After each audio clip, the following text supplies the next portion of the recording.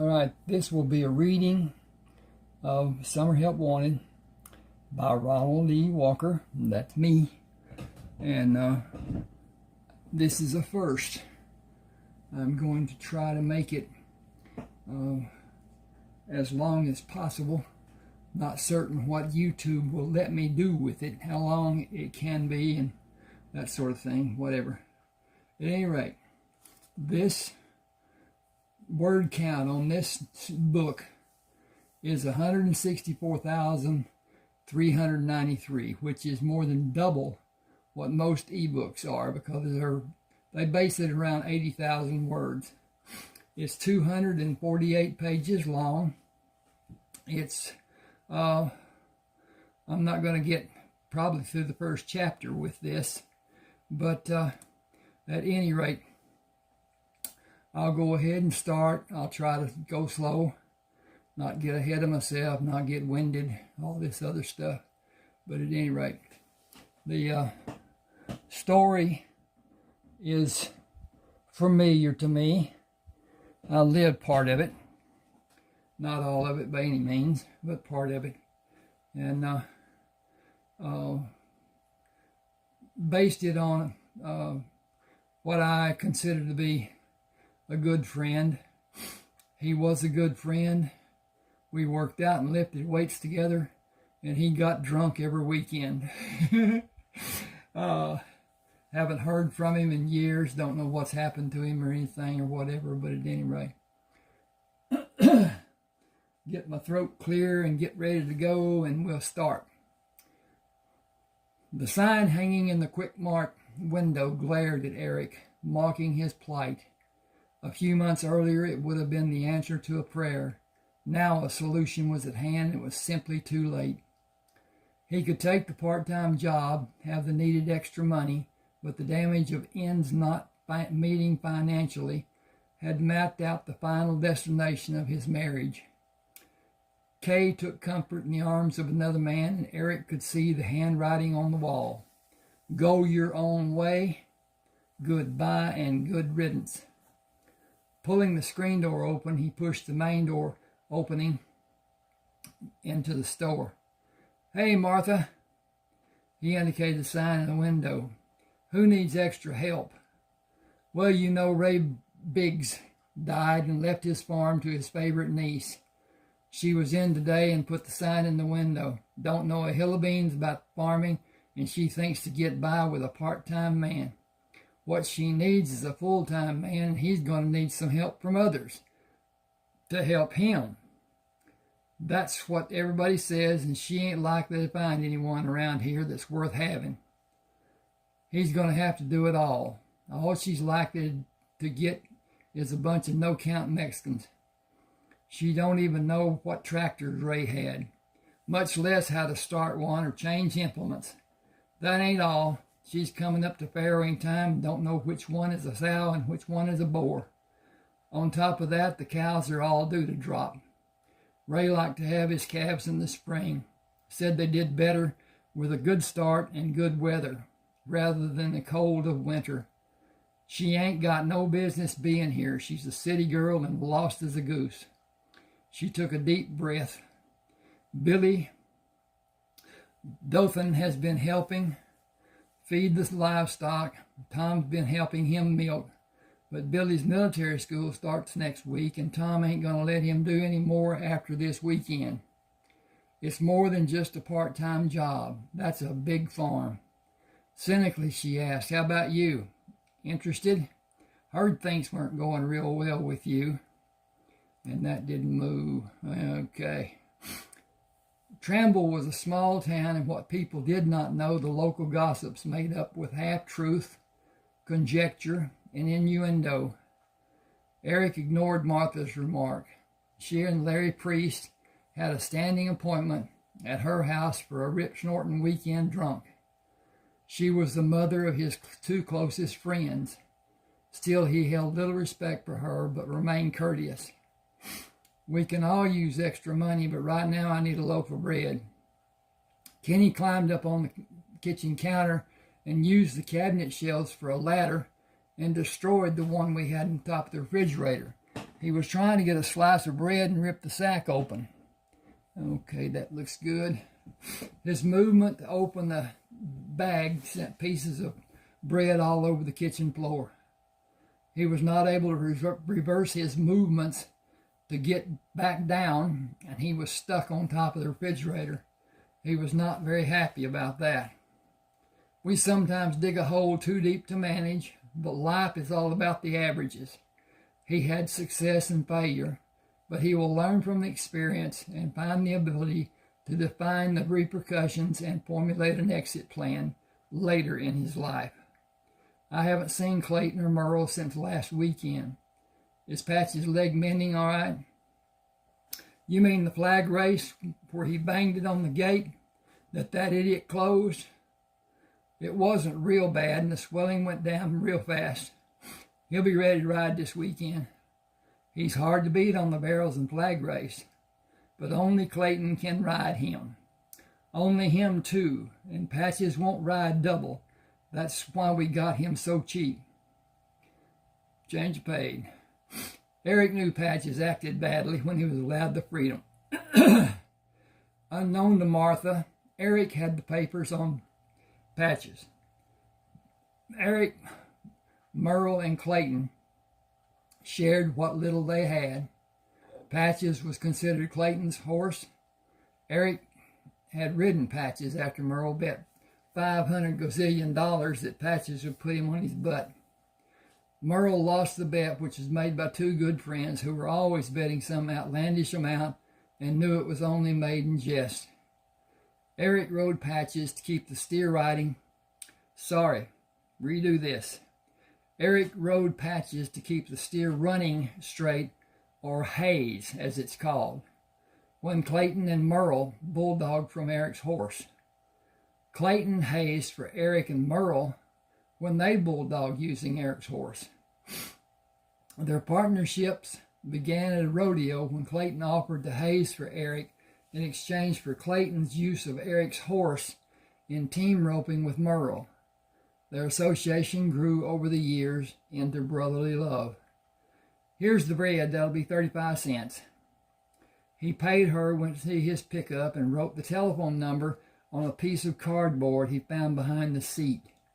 His intention was to drive out to the farm to talk to the woman, to have a better feel for what kind of person she was and what she expected to be done. He wanted the number in case he was unable to see her. He desperately needed the extra money, and he encouraged farm work. He enjoyed farm work. He was skillful when doing anything with his hands. Starting the truck, he turned north and waited for an eastbound train to move through the town.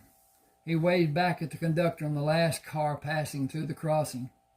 The train whistles were a regular occurrence, and it had been many months after they moved to Tramble before he came to the point of tuning the blast out and sleeping soundly.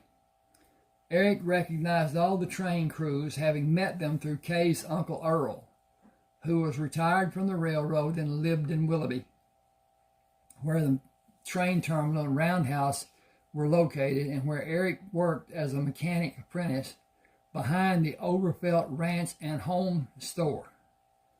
Colonel Oberfelt, a self-imposed title, built the ranch and home stores, which were in many cities across the state, and subsequently built the Oberfelt Clutch Factory in Willoughby after acquiring the patent for the clutch. The Oberfelt family owned the stores and clutch factory after Mr. Oberfelt died, and his two sons and his daughters had individual responsibilities for different segments of the Oberfelt holding. Should have made that two sentences, didn't. The shop Eric worked in was at the rear of the ranch and home store, but was independent of the store. Eric's wage was $2.10 an hour, and no raise was forthcoming. He drew so little, the company's only deduction was Social Security. He had veterans benefits from his service in the Navy and did not participate in the health coverage plan. Kay had insurance for herself and the two boys through her employment at the finance company. She had excluded Eric without discussion. It was only a single act of the many forgotten slights which was leading to the final episode in the fiasco their marriage had become. Kay met him as he opened the front door, grasped the tied end of the bread sack in her hand, jerked it from his hand, and turned away from him without speaking. Silently she turned and slowly walked back to the truck. I got to check on the time on this. Okay.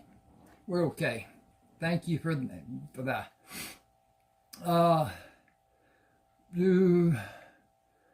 Kay met him as he opened the front door, grasped the tied end of the bread sack in her hand, jerked it from his hand, and turned away from him without speaking. Silently he turned and slowly walked back to the truck. His life was in shambles, and the end of his marriage would be the catalyst to bring complete destruction to the life he had before. He held no illusion that he could financially survive the impending divorce. In a previous time, a man without substance could have children, be divorced, and continue to have a somewhat reasonable life. The sympathy of the modern courts usually favored a woman. With children involved, the man was usually financially ruined. She was often granted everything, and in some cases, even more than everything. He had friends who had been divorced, and the judgment of the court gave the wife more consideration than the wage the divorced husband earned. Some took out loans they were unable to repay, leading to bankruptcy and further court costs, while they became farther behind in payments to the ex-wife. Eric felt the result of the divorce would be a financial loss he could never overcome. Kay and Eric had very little, and it was mortgaged to the fullest allowed. Everything he had would be lost in a divorce. Jointly held possession was the only glue holding them together. He knew they had to make the best of a bad situation and find a way to have closure from the sadness of untenable marriage. Starting the truck, he watched as Kay opened the curtains of the window to look outside. She quickly closed them when he waved. Deep sadness had torn at him for a period that seemed to have existed throughout his recollection. Tears had never been shed, and he felt a release would never happen. His marriage had died. There was nobody to lay in the ground. I should emphasize this. His marriage had died, and there was no body to lay in the ground and cover. There was no finality, no ending. Kay would now have a divorce and take the children. Her part would be played out, finished without caring. He would become a stranger to the boys. He had lost all purpose in his life. Now his only function was to make money and support those people who would soon leave him and begin a life that excluded him. His situation left him powerless to do anything to have even the smallest hope, and he felt he was doomed to a deep, eternal sadness. A glimmer of hope came with the chance of a part-time job to offset his mountain of financial obligations. He moved the truck down the gravel street, then turned east to the highway and the blacktop road leading out to the farm. After the relative comfort of the asphalt, the dirt road leading up to the house was a jostling ride, as the headlights moved from a straight line of sight at ground level to above the horizon and almost extinguished when the rear of the truck bounced and the front nose down, then reversed the process. The washboard effect of bumps and valleys was harsh at any speed. He drove as slowly as the truck would allow, which was at least 5 miles an hour too fast. Struck his head several times on the overhead of the truck, pulled himself back to the seat as the pitch and yaw jostled him side to side, up and down, inside the cab. The engine lugged to a stop when he slowed to cross the cattle guard and enter the yard. Starting the engine, he moved up to the park on the road at the side of the wood-framed house. She stood on the porch in the dim light of evening. I'm getting off still back. She stood on the porch in the dim light of evening when he walked around the corner of the house. Nice night for a ride. I'm sorry the lane was so bumpy. The milk trucks are making it worse every day. They make a terrible racket coming and going. There is a blade that can be pulled to smooth it, but I have no experience with machinery. Hi, I'm Cheryl. She extended her hand as he made his way up the 5 steps to the porch, pulling him gently together. Going back, she extended her hand as he made his way up the 5 steps of the porch, pulling him gently toward her when he took the final step. I hope you're bringing good news, as all else has been one bad load after another since I got here. She swung them around to bring him into the light when they began moving toward the open door. As she moved, light from the front room fell across the face of one of the most beautiful women Eric had ever seen. Blonde hair was exquisitely drawn into a bun that covered the back of her head. Eyes as blue as a pale afternoon sky, with only a shadow of cosmetics highlighting their companion lashes. He thought her nose was the most distinguishing feature of her face. It turned up slightly, and her nostrils gently flared when then rounded perfectly. Her jaw was oddly square, but the oddity only enhanced her beauty. Full lips smile, showing perfect teeth. Did I say something wrong? You look so shocked. Sorry, I expected a different kind of person than you to be here. Different in what way? Oh, he stammered, well, dressed up and more citified. Citified seems to be an expression people around here use very often. People are not often seen around here that citified would describe. I imagine Martha at the store would have been the first you heard it from. He realized he was still holding her hand and was not inclined to relinquish the comfort of its strength and softness. She did not withdraw. You came to offer your help, and I accept. I want to keep the farm at least a year. Would you like to come inside with me? I have prepared tea. We can get glasses and sit out here in the swing. I'm truly sorry, but I have nothing to add to the tea to make it more enjoyable. He did not move, but continued to revel in her beauty, prolonging the moment with further conversation. Hang just a second here, and I'll be right back. Okay, KKK. My name is Eric Treybern. I did come to talk to you about part-time work after my day job on the weekends. Considering everything involved, you should be aware of the magnitude of the labor that is needed and necessary time involved. You are about to have a whole passel of pigs in a short time interval. 27 sows could bring as many as 300 or as little as 200 pigs. Piglets, what it should be. Either count is a lot of pigs for one person to attempt to manage, if he is alone. The babies need to be protected. The sow will flop on them when she lays down, and her weight will crush them.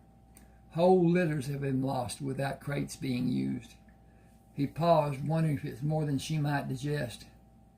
Then you must break off the prominent teeth of each piglet, or the sow's teats will be severely damaged, and the little shits will use them against the other litter mates, if they are not removed.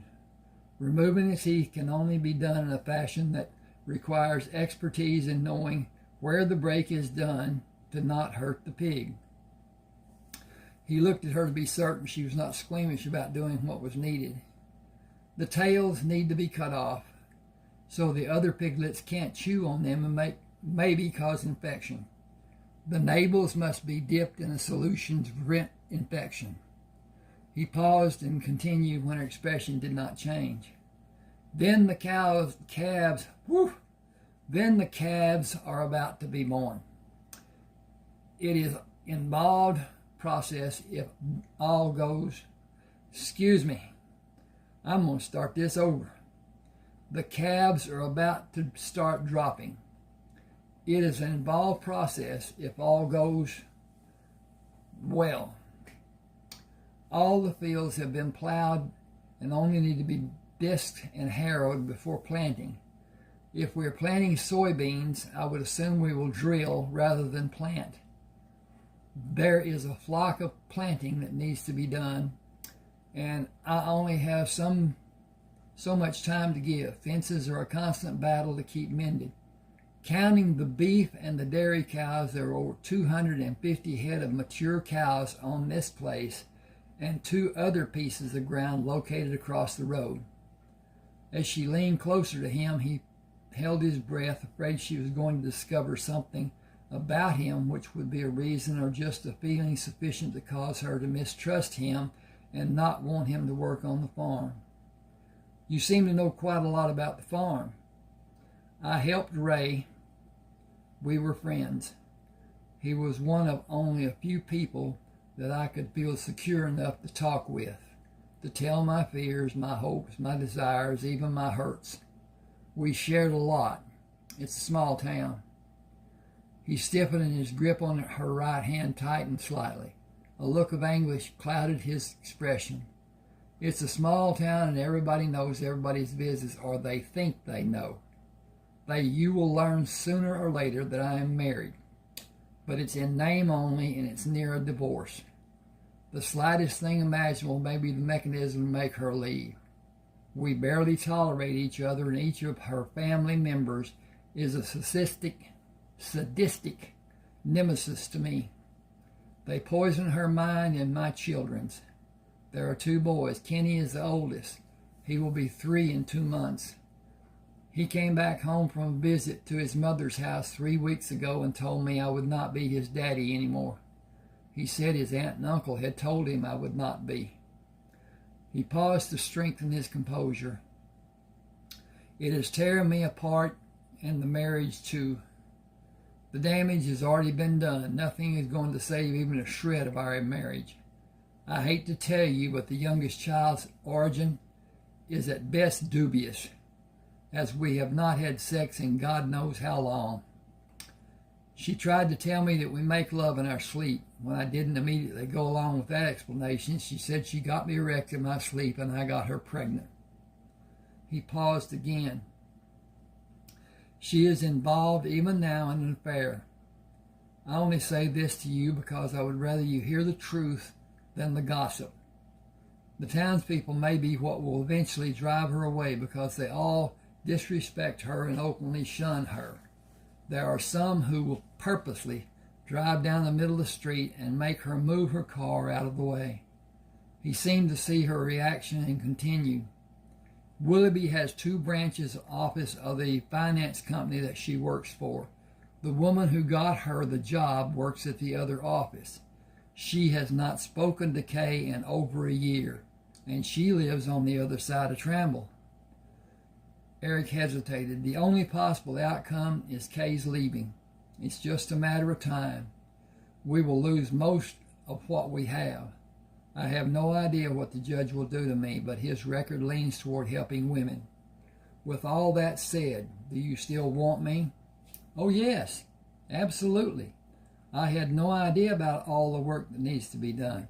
I only thought I would have someone feed the animals and milk the cows. Please come inside.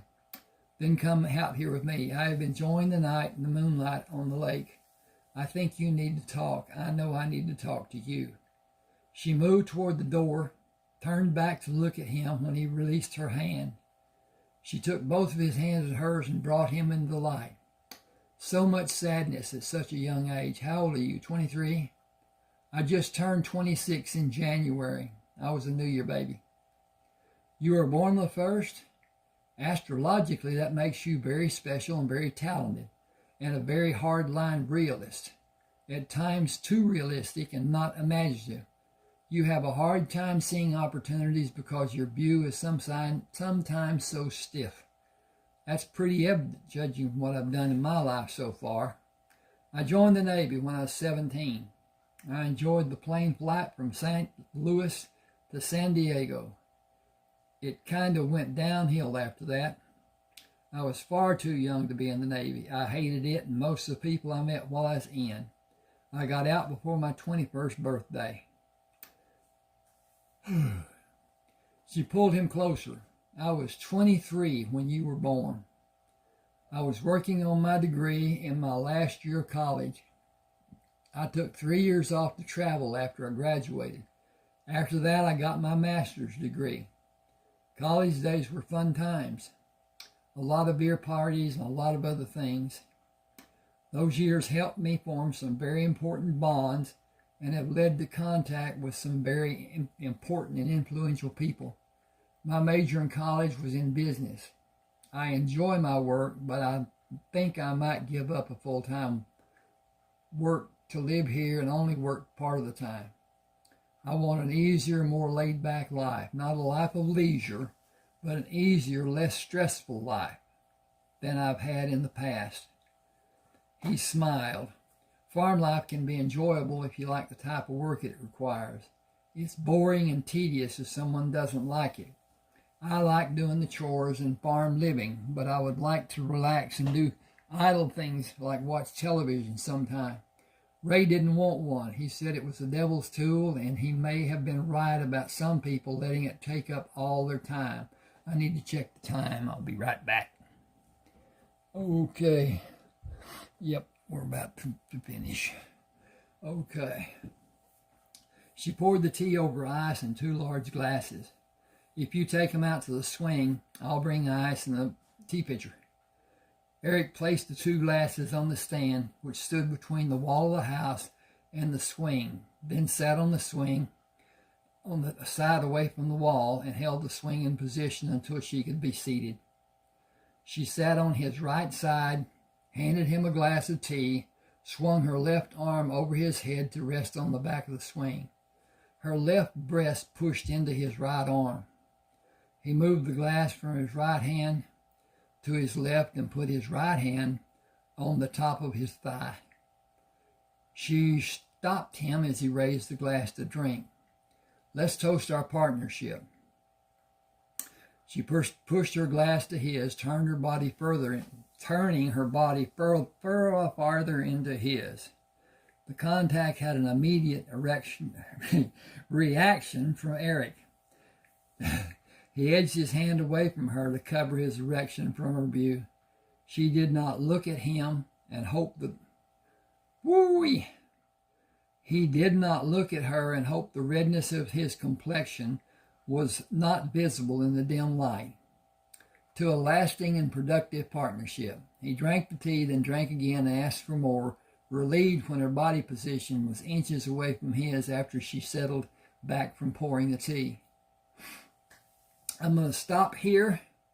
This is page 9, and I'll put a link to Smashwords and Summer Help Wanted on Smashwords, and I'm going to offer more of this in reading, but it's going to be through a membership, and I'm giving away my work if I just continue reading and don't have any revenue in return. And I've got a lot to do. There are 30 eBooks, many of them longer in words and pages than this book. I won't tell about that, but anyway. All right, now then, please subscribe to my channel and hit the like button, hit the share button, comment if you like. Let me know if you want to join and become a member of my little club and donate. And then I will publish the videos, and they'll be seen only by members. And that's a part of what YouTube tells us to do, but one of those things too. At any rate, like I said, subscribe to my channel. Thank you for being with me.